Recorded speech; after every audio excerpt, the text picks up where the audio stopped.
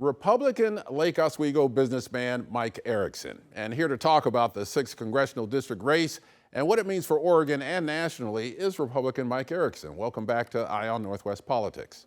Hi, Ken. Hey, thanks for having me back.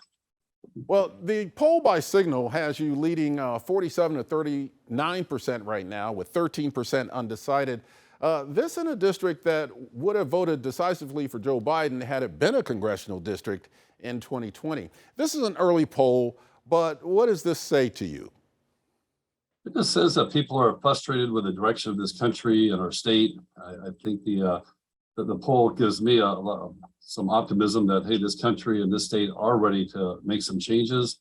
I think the people of this district like the fact that I've been a common sense businessman and not a politician, and I'll tell you more about that. But I really think that this country is ready for some new direction. Even here in Oregon, where people think this would be impossible, I think there's this is our second poll district, by the way, and they're both very encouraging to us. So we're excited where we're at, and we've got a great campaign team that's helping me, and we're excited what the poll shows so far.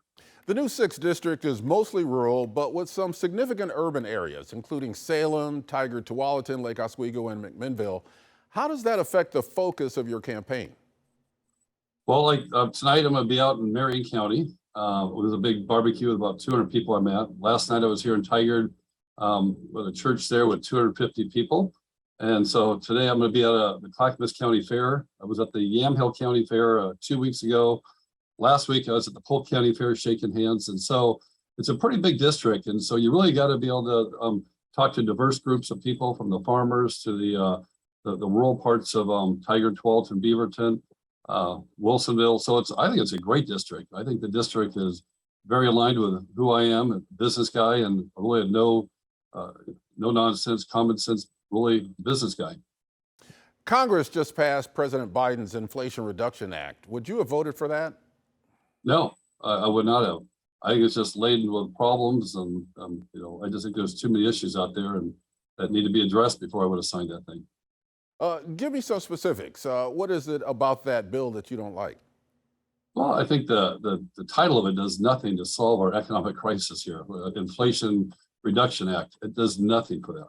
I mean, what it does do is it hires 87,000 more IRS agents to go out there and challenge people's tax returns in this country, and that's 87,000 or $80 billion dollars being spent on the IRS, and none of that's going towards like border security or homeland security. Right now, based on this bill that just got passed and signed by Biden, that it's going to add, it'll be almost as big as homeland security, the IRS. I just think that's wrong. I think we should put more of those dollars to help secure our border as a priority. What's your approach to dealing with inflation and the economy right now? Well, as I go through the district in these county fairs, I'm talking to farmers and small businesses and families, and everybody says, even the polling we did showed that 30 or 32% of the voters felt the inflation, the economy is the biggest issue out there. And there were 3 other ones tied for a second within 1 point each. But the economy and inflation is really the biggest problem facing this country and our state and my district here. I really think we need to get a few things. One of them, energy independence. We need to get our energy prices back down, so we got a gas price that's back to around $2.50 to $3 a gallon like it used to be. That is the biggest driver of inflation for a lot of people. They can't drive their cars to work. They cost more to get there than it used to, like double, triple. So we got some problems out there. The price of food, the price of housing, all those are just skyrocketing. The price of labor now, as a farmer or as a businessman, even myself here, the labor costs are going up dramatically. Those are all being passed on to consumers at every level. And then the last thing I see out there that's really affecting inflation is supply chain. I mean, so shipping costs FedEx just announced yesterday or this week, we did a press release on it. FedEx is raising rates again dramatically, starting here in September, October, November. They've got these peak season charges that UPS, I'm sure, will follow, that are going to affect every person out there that orders products online to their homes or their businesses. I mean, shipping costs are going through the roof. I mean, trucking costs and all that. That's what I do every day in my business, is try to help companies reduce those shipping costs and manage their supply chains. I've been doing this for 30 years, and that's devastating to our economy as well. We saw what happened with Representatives Jamie Herrera Butler in Washington State, Liz Cheney in Wyoming, and several others. Trump endorsements were not a factor in your race, but how would you assess Trump's continued influence on the Republican Party, even at the statewide level? You know, I mean, there are those in the party that like Trump and don't like Trump. You know, Trump can endorse anybody he wants, and he had voted or endorsed, different people at his own whim. You know, I do like many of Trump's policies, reducing like income taxes, reducing business regulations. I also support his policies on strengthening our armed services to counter the growing threat from China in the Pacific and the Russian aggression we've seen in Eastern Europe. I agree with Trump that we need secure borders, allows control who comes in this country. You know, all these things that Trump did were great for our country, and we've gone away from those.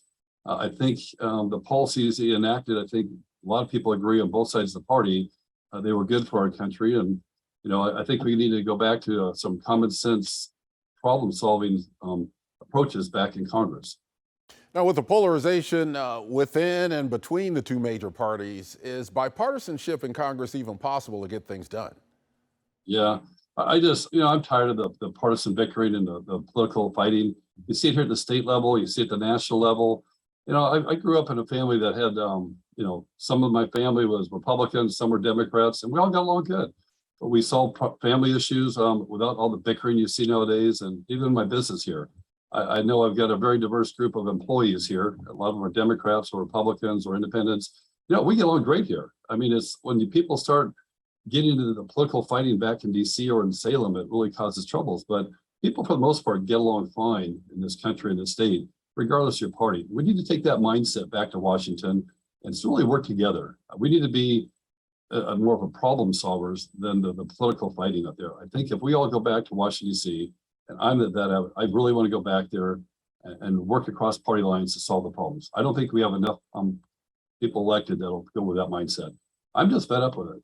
I think that if we really want to solve the problems that are most devastating this country, we're going to have to work across the party lines and work together.